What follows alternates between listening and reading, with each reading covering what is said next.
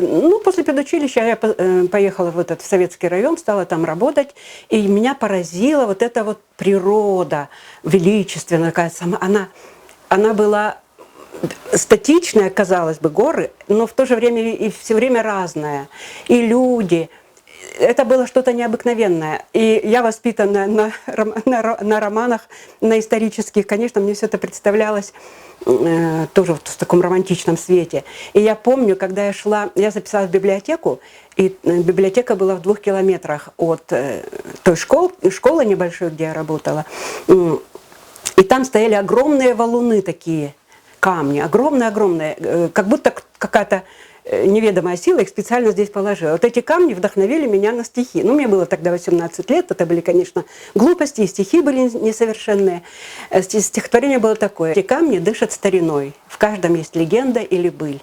Омывает их аргун седой, и седая покрывает пыль. Встали над могилами обреков эти камни у дорог Чечни, башнями воинственного века, поднялись в ущельях гор они. Здесь прошли мириды газовата, помнит вечно древняя земля, где застынет кровь Хаджи Мурата, ляжет путь имама Шамиля. Камни помнят время грозовое, но травой и мхами поросли, и черты угрюмого покоя на морщины мертвые легли. Из развалин прошлое глядит, новый мир безмолвием встречая. Только слышно, как песок шуршит, да аргун шумит, не умолкая. Ну, вот это был первый год, потом я отработала положенное мне 3 года, а вот это стихотворение потом напечатала моя коллега, отдала в местную газету. Газета называлась «Ленинец». Ее там напечатали, что было удивительно. Но, оказывается, кто-то заметил это стихотворение, и потом у меня такое знакомство в журналистском мире возникло. И я начала печататься в этой газетке небольшой. Поэтому, когда я отработала свои 3 года, то, естественно, всеми силами я постаралась, меня уже привлекало. Мне казалось, работа учителя, она, конечно, благородная, все, но она была для меня скучной. Вот. Каждый день одно и то же, писать эти планы. Вот. А журналистика – это совсем другой мир. Вот так я попала в газету. Сначала в молодежную, «Комсомольское племя» она называлась, потом «Республикой» стала. Причем я поступила не корреспондентом, а машинисткой. Тоже была интересная история, потому что печатать я не умела, я не знала, что такое машинка. Вот. Но меня Юша Айдаев, кто-то из вас, наверное, его помнит, известный, он писатель и критик был в то время, он был редактором этой газеты. Вот он меня взял, сказал: учись, но в свободное время будешь ездить и писать.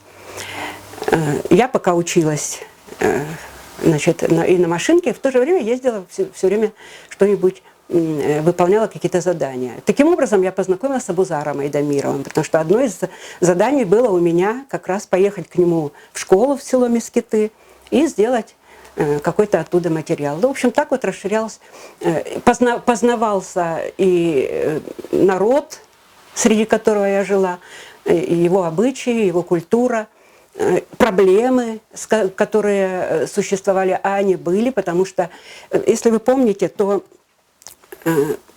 пропаганда того времени, идеология была такова, что нельзя поднимать острые вопросы, связанные с депортацией. Депортация вообще была запретной темой. Я даже знала чеченцев, которые не знали о депортации, родители не рассказывали, молодых вот людей, потому что все боялись эту тему поднимать. Если что-то скажут, то там, не дай бог, донесут, и что-то случится. Поэтому тема депортации была закрыта.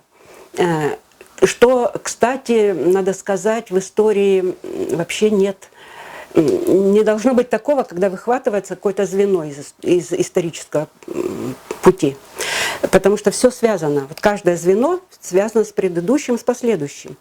Но если одно звено какое-то вырвешь, вроде как этого и не было, то обязательно это потом приведет к бедствиям, к трагедиям, ну, к негативному, к чему-то. Потому что ни к чему хорошему замалчивание, особенно трагических вещей, оно не может привести. Ну, вот, например, когда я еще 1-й год работала в школе, я дала тему ученикам своим, 5-классникам. Хотя я была учительницей начальных классов по образованию в то время, но приходилось вести из-за недостатка учителей что угодно. Я дала такую тему: что бы я сделал, если бы я мог. Ну, как нас в училище учили, так вот я такую тему и дала. Ну, дети там написали кто что, в общем, все свои мечты Причем я сказала так, пишите так, вот как бы ближайшему другу своему рассказываете. Что бы вы там ни написали, я ни к чему негативному, там, директору пойти доложить, я так не сделаю. А один мальчик написал одну фразу. Если бы я мог, я бы уничтожил всех врачей, всех русских, кроме врачей и учителей. Вот представьте, пятиклассник. Для меня это прям так резануло. А я сама тоже не очень-то много знала вот про депортацию. Знала, что выселяли. Вот. Но про Кавказскую войну я уже знала больше. Я очень расстроилась. Пришла когда домой к своей квартирной хозяйке, говорю: Дагман, почему вы нас так ненавидите, говорю. Вот. Она: ты знаешь, ты не обращай внимания, мы не ненавидим народ, потому что нас выселяли, но нас выселяла власть. Вот. И мы понимаем, что это делала власть. Мы не распространяем свою ненависть на народ. То, что мальчик это написал, это как бы обобщенно. Но она стала рассказывать, она была девочкой, когда выселяли. Вот она рассказывала эти бедствия, которые они переживали, как умирали люди, как выживали вообще в таких условиях, сколько родственников. В общем, все было. Я отношусь к этому с пониманием. И у меня тогда возникло, вот мне было тогда 18-19 лет, вот так. И я тогда поняла, что я, вот Мария Катышева, что я несу за свой народ ответственность. Потому что уже на меня смотрят не просто вот как на Машу, да, а смотрят как на русскую прежде всего. Мы русские. И вот, то есть я подумала, что я должна так себя вести и так работать, чтобы люди, которые со мной соприкасаются, вынесли о русских другое мнение. Не то, что там русские нас выселяли, а что русские были и вот такие, которые учили, которые и лечили. Вот моя мать, она была акушеркой. Например, не было случая, чтобы у нее умер новорожденный ребенок. Ни одного. А она много лет работала в селах.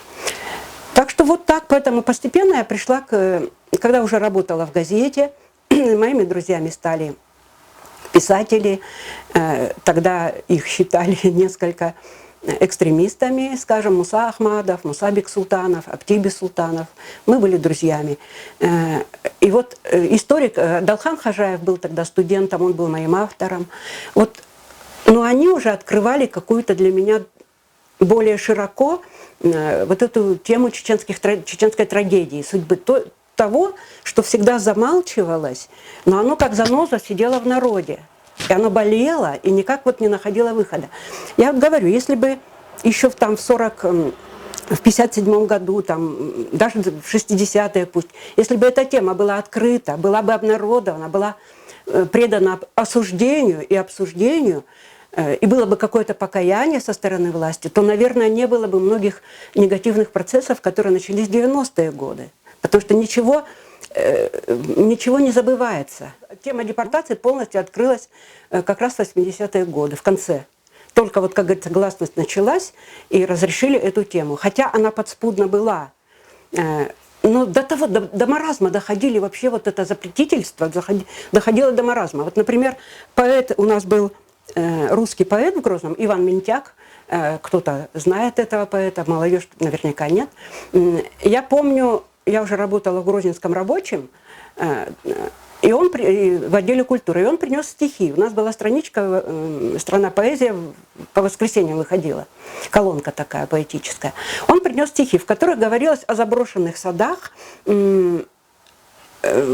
Сады остались заброшенными сады, и они как бы одичали, деревья одичали. Там никакого политического подтекста не было, никакого, просто заброшенный сад одичал, вот такой вот. Я когда отнесла эту подборку редактору, он сказал: это стихотворение мы уберем, потому что в обкоме партии скажут, что чеченцев выселили и одичали сады. Вы понимаете, до какого доходило? Невероятно просто.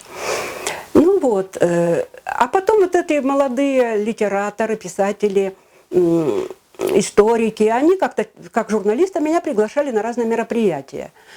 Поэтому мне приходилось писать на эти темы. Конечно, эта боль, она и через меня проходила, потому что мы все через это проходили. Все народы России проходили в той или иной степени через это. Депортацию перенесли 13 народов были высланы. Вот. Но я русская, как говорится, народ наш депортирован не был, но моя семья сама была репрессирована. Ну, первая поездка у нас была в Даде-Юрт. Самая первая поездка связана с историческими местами. Как бы открывались белые пятна истории. Наконец-то стало все обнародоваться. И первая такая поездка была в Даде-Юрт, там, где было вот это известное сражение. Далхан Хажаев меня тогда пригласил, и он меня там водил по всем этим... Там пустое место в то время было, вот он меня водил, показывал, рассказывал.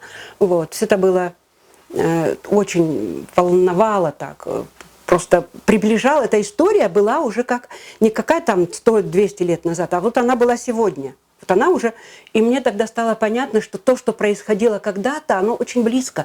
Даже 500 лет, это, оказывается, не так далеко от нас, между прочим. Вот сейчас вот я занимаюсь, когда уже Ричардом III, я понимаю, что 530 лет – это сегодняшний день. Все это идет в сегодняшний день. Эхо такое отдается, и оно звучит, иногда звучит очень громко. И когда знаешь историю, что происходило, где вот это вот первоисточник, тогда понимаешь, почему это произошло сегодня. Вот. А потом буквально следом после Даде-Юрта вдруг тоже Далхан мне позвонил, говорит, мы едем в Хайбах. Про Хайбах я немного знала, значит, в каком плане. У нас в газете была статья «Дружба всего дороже». Вышла такая статья. Автор ее был Ахмад Сулейманов, известный человек. Ахмад Сулейманов принес эту статью, которая начиналась такими словами. Заметьте, дружба всего дороже, да? Вот. Но вот это то, что болело, оно болело в народе, это мешало этой дружбе. И Ахмад Сулейманов начинал словами о Хайбахе. Но в то время партийная цензура была еще очень сильная, и тогда редактор, как быть? Он говорит, давайте мы это вычеркнем. Ахмад сказал, тогда эту статью не надо. Либо оставляйте это как есть, либо тогда убирайте полностью статью, снимайте. Я, мол, не буду ее подписывать. Ну, нашли компромиссное решение. Значит, решили устроить журналистское расследование еще этой темы. У нас был Арбис Агаипов, журналист, вот он поехал по всем этим местам, он встретился с людьми, с очевидцами и подтвердил, да, такой факт был. А вот еще 88-й год, это все-таки еще тогда было вообще опасно об этом говорить. Тем более, хотя там уже Карабах, там уже все это было, но первый секретарь обкома партии, наш уважаемый Доку Гапурович, всегда говорил, что у нас оазис мира на Кавказе. Оазис мира на Кавказе наша республика, внешне оно было так, но внутри же все это было, все это, нарыв этот нарастал. Вот. И, значит, Арбис Агаипов проехал по этим местам и дали эту статью за подписью Ахмада Сулейманова с этим абзацем. Потом следом газета «Комсомольское племя» дала очень развернутый материал на эту тему, который собирал Ахмад Сулейманов и переводил Саламат Гаев. А Саламат Гаев, он потомок, да даже не потомок, он сам был ребенком в то время, когда вот это все происходило. Он сам оттуда, из этого Хайбаха. Вот Ахмад Сулейманов и Саламат Гаев, их материал, который перевел на русский язык Далхан Хажаев. Вот. И написал статью Саид Бицоев, журналист этой газеты. Вот была вторая публикация. И как раз потом собрались вот туда ехать. Причем ехать собрались неформальные движения, неформальные организации. Потому что в Компартии это все было запрещено, все было под запретом. Ехали на грузных машинах, ну, какие-то легковые, но в основном на этих вот уазиках. Дорога была очень тяжелая, там и колея какая-то была просто. Но природа, меня поразила эта природа необыкновенная. Вот знаете, это сердце Чечни, вот тут начинаешь понимать настоящую Чечню. Вот оно. Вот когда приезжаешь, вот видишь это, внизу облака, потому что там мы проезжали через облака.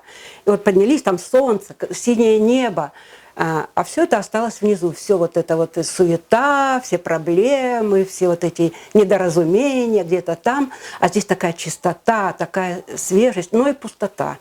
Стоят эти разрушенные селения, разрушенные башни, деревья, и все, и камень. И вот потом вот мне вот люди, которые меня пригласили туда, которые со мной были в машине, тот же Ахмад Сулейманов, тот же Далхан Хаджаев, они рассказывали не просто о самом событии, как это происходило, потому что там были... И люди выступали, рассказывали, как это было. Вот. Но мне лично говорили не только это, но и о том, что народ отсюда вышел. Это Нашха, земля Нашха. Из Нашхи пошел чеченский народ уже расселяться по другим местам. Вот это источник. И вот у меня тогда возник этот образ сожженной колыбели. Это колыбель народа, которая была сожжена в Хайбахе. Тогда, правда, не раскапывали ничего, просто вот вспоминали, зикр совершили. Вот. И, значит, уехали. А уже через год, на следующий год, вертолетом летала комиссия туда, прилетел из Москвы. Он вообще поисковик, известный человек. Он много сделал для того, чтобы открыть какие-то тайны репрессий именно вот чеченцев и ингушей. Кашурка Степан Савельевич, он возглавлял группу «Поиск». И он имел возможность работать в архивах, в таких архивах, которые нам были просто недоступны в Москве. И он там, когда наткнулся, архивы-то уже открывались, но нам все равно они были недоступны.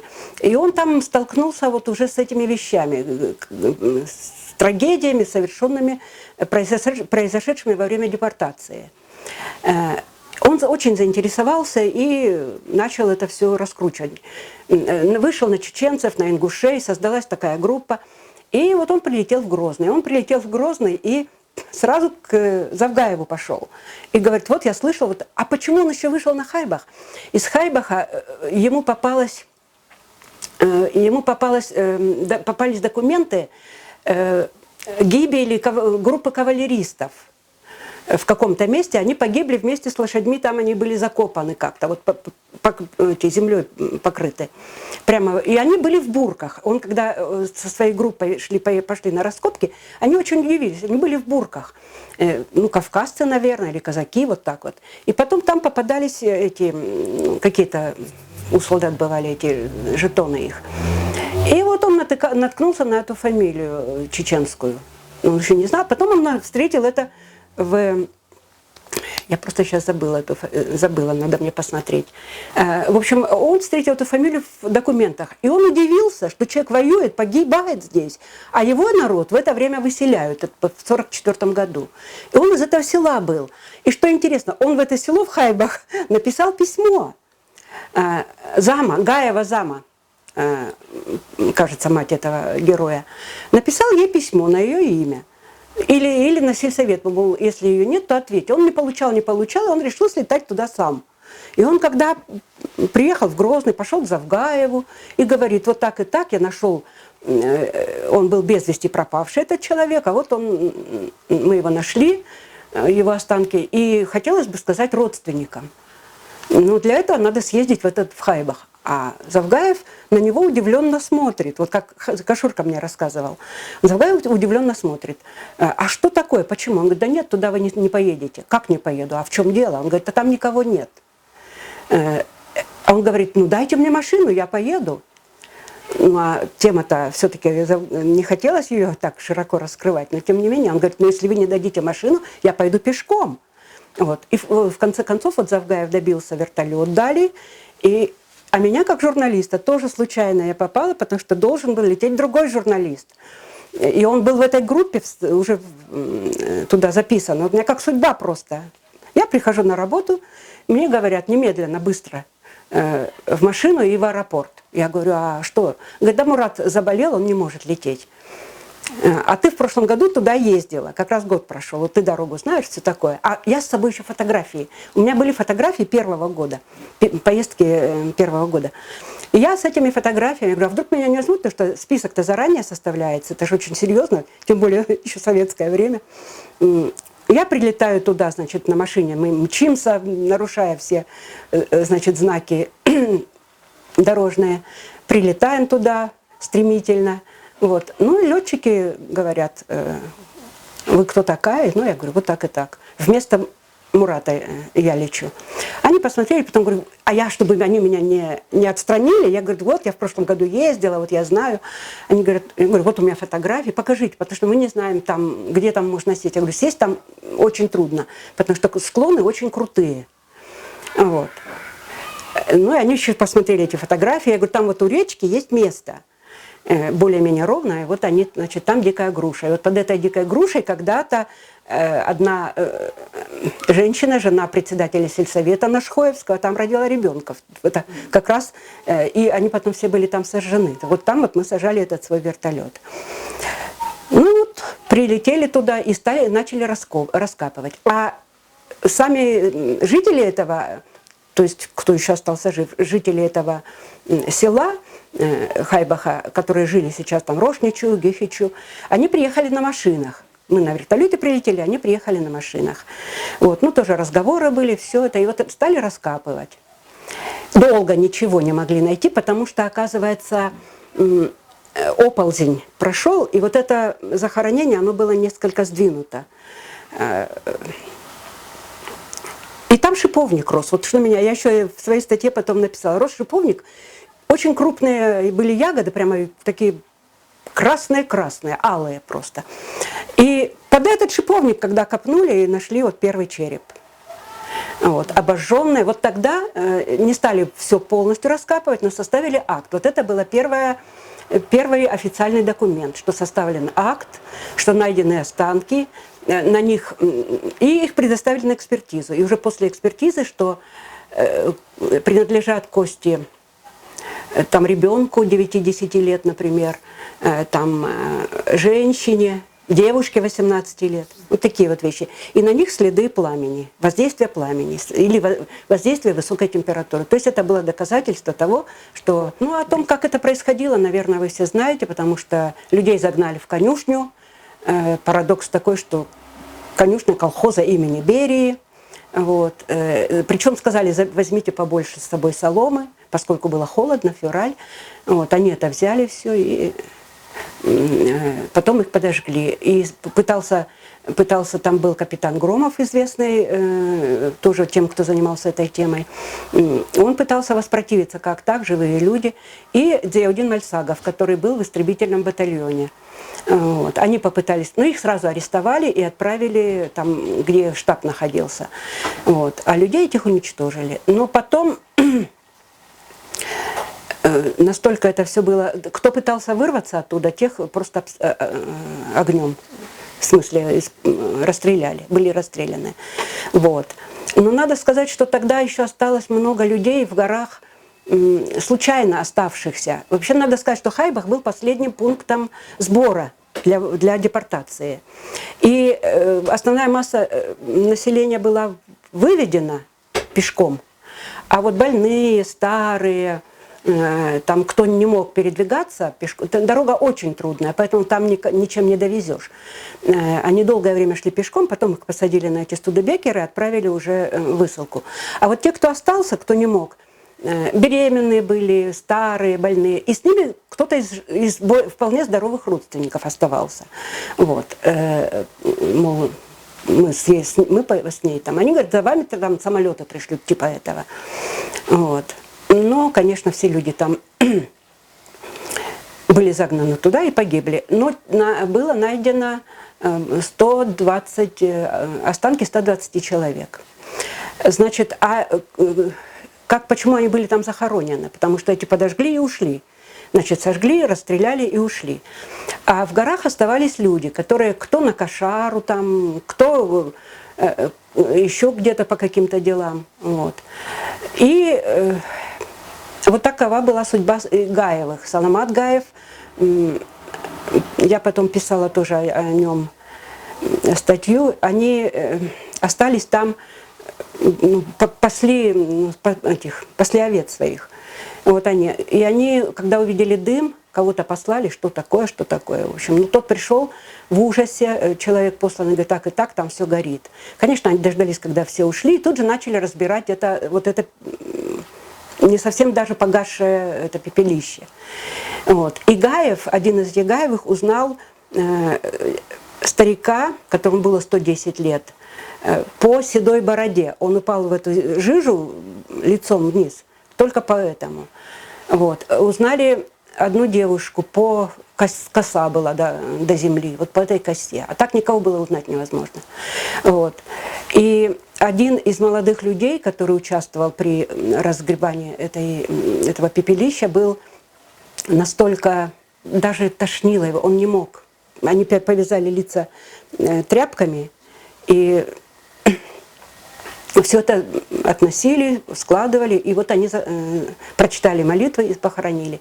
Они там все скитались, их преследовали, причем прочесывание делали там, войска НКВД делали прочесывание, и прятались, даже в медвежью берлогу залезла женщина с детьми своими. Вот мать этого Саламата Гаева, о котором я говорила, он был маленьким.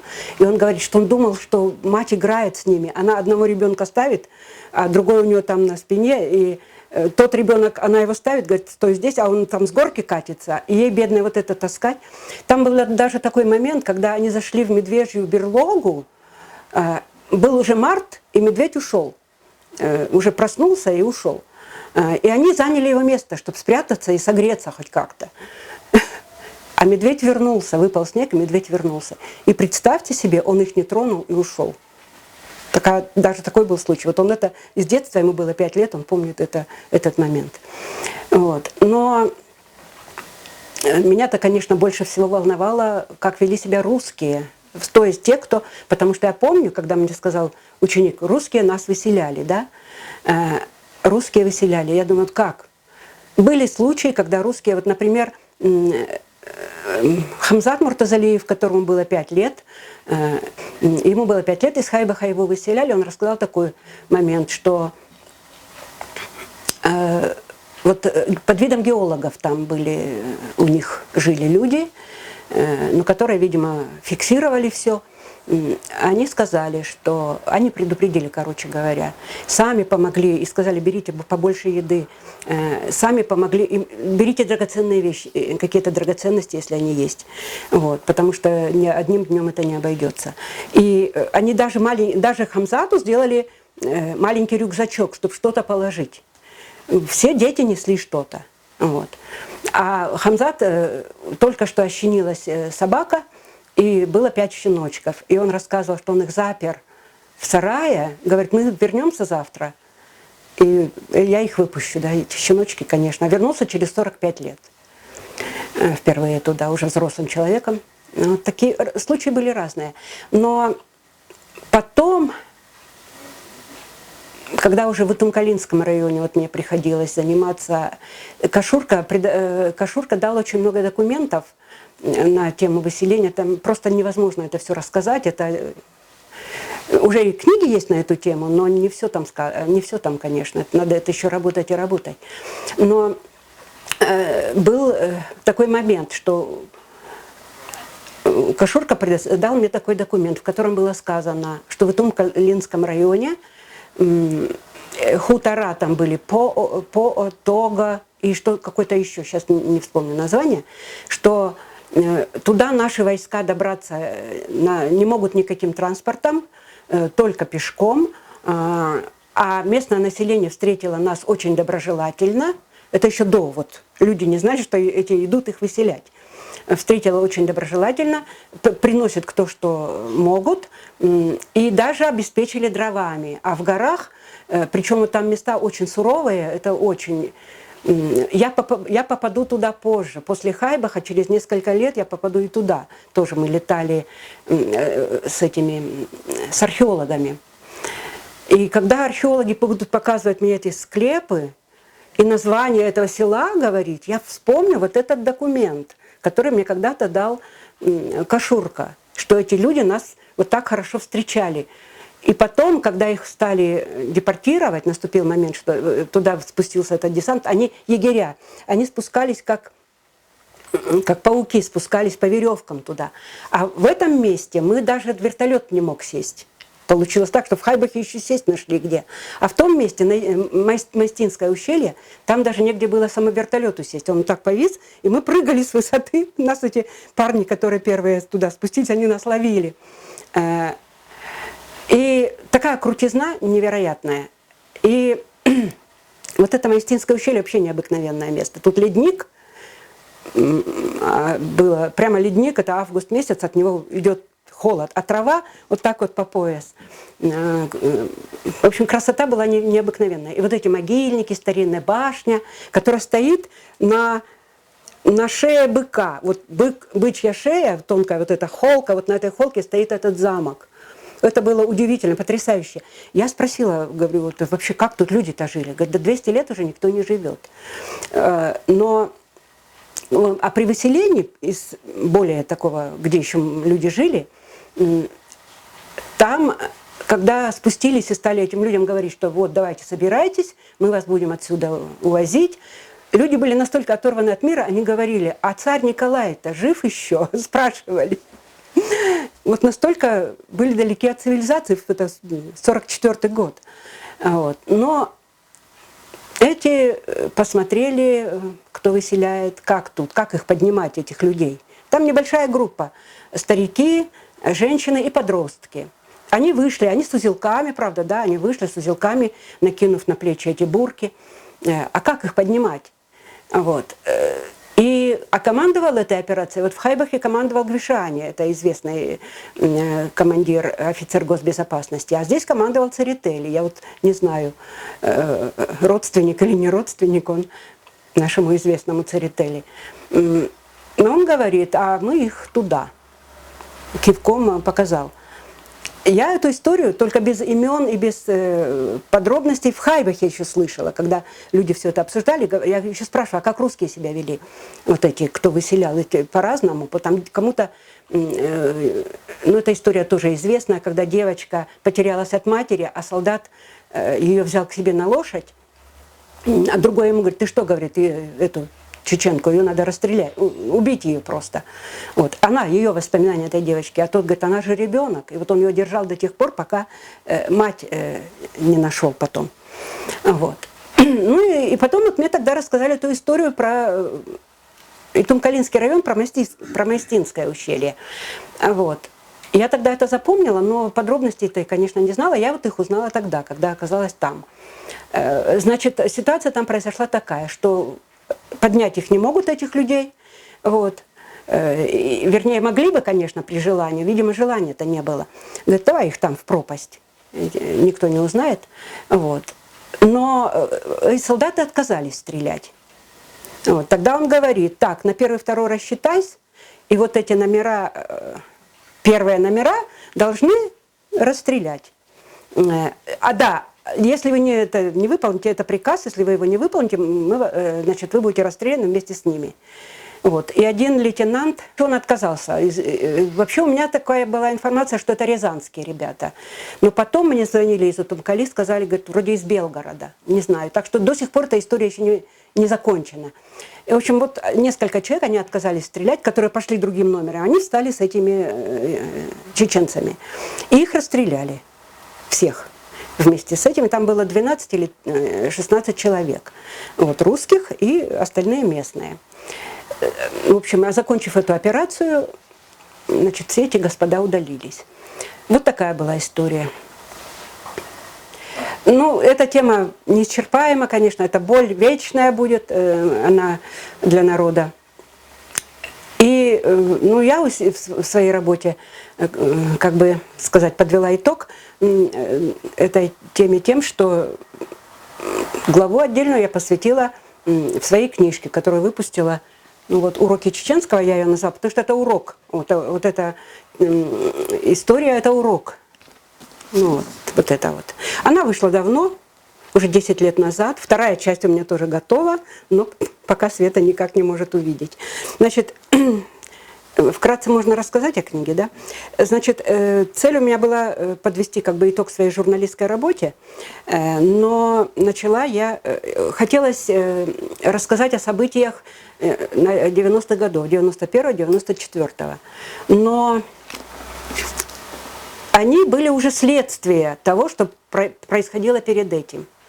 Поэтому я решила начать как бы издалека, относительно издалека, вот с 88 года, то есть когда началась перестройка, в полную силу пошла перестройка. И когда началась ломка вот этих уже, как сказать, когда гласность появилась, когда можно было что-то рассказать, когда все стало меняться. И вот с этого времени, с 88 года по 91 это предыстория тех событий, которые наступят уже в 90-е годы и будут еще одним ударом. Вот. И тема депортации у меня здесь отдельной главой. Я ее так и назвала «Опаленная колыбель», потому что это была сожжена колыбель народа. Я ее разделила на несколько разделов, на несколько частей. Значит, духовная башня народа – это о том, как разрушались национальные обычаи. То есть, почему она называется «Уроки чеченского»? Потому что все вот эти болевые точки, которые привели к трагедиям уже 90-х годов, они типичны вообще для всех других народов в России. Вот. Это не только депортация, это и разрушение национальной обрядности, национальных обычаев, духовности. Вот. Значит, здесь у меня выступают и Ахмад Сулейманов, Абузар Айдамиров, и многие другие люди, которые хранителями были этого всего, вот они делятся своей болью. Вот. Затем один из разделов о судьбах людей. Насколько ломала система людей творческих, независимых. Это тот же Абузар Айдамиров, тот же Ахмад Сулейманов, наши известные Музаев, Вацуев и Вагапов. К сожалению, молодежь даже сейчас многих из них не знает. Что удивительно, это люди, которые в 70-е годы боролись с этой системой, противостояли ей, требовали правды, страдали, кстати, были уволены, были лишены возможности творить, заниматься наукой. Тем не менее, они продолжали и смогли доказать свою правоту. Так, некоторые меня спрашивают, почему вот книга в такой форме вышла, документально-публицистической, почему не воспоминания, не как-то, не мемуарно, скажем, или не аналитически. Вот. Так вот, значит, дело в том, что когда война началась, и шла война, и даже до сих пор вот этой так называемой аналитической литературы очень много, которая и авторы пишут каждый со своей колокольни и трактует эти события так, как он считает нужным. То есть очень много необъективного. Я здесь предоставляю слово, даю, вернее, точку зрения, разные точки зрения всем тем силам, которые были задействованы в тот момент. И дело в том, что те события, которые произошли в 90-е годы и были переломными, ведь они еще до сих пор не осмыслены. И еще даже рано говорить, рано ставить какую-то определенную точку, потому что еще не все еще известно о том времени. Вот. Эта книга просто материал для тех, кто будет заниматься историей того периода. Вот. Чтобы не какими-то, не отсебятиной, которую обычно вместо, вот если неизвестен какой-то кусок истории, там начинают от себя что-то вот домысливать, а могло бы так, а вот то, все. Так вот, чтобы таких вот этих пробелов не было, я просто даю этот материал. Документы, публицистика, то есть атмосфера того времени. Вот. Потому что сейчас люди, которые возглавляли какое-то движение, какую-то партию, они рассказывают о своем движении, о своей партии. И по-прежнему считают, что те были неправы. Что только их точка зрения должна была бы быть признана, и она исторически правильная. На самом деле это не так. Как говорится, золотая середина всегда должна быть. Ну, поэтому те люди, которые будут заниматься, чтобы они знали не только о том, допустим, кто такой Завгаев, какова была его точка зрения, но кто такой Дудаев и какая была его позиция, какие были действия этих людей. Вот только лишь с этой целью. Ну, вторая часть у меня тоже готова. Она как раз самая главная. С 91 по 94 по началу войны. Ну вот, даст Бог, может быть, и выйдет.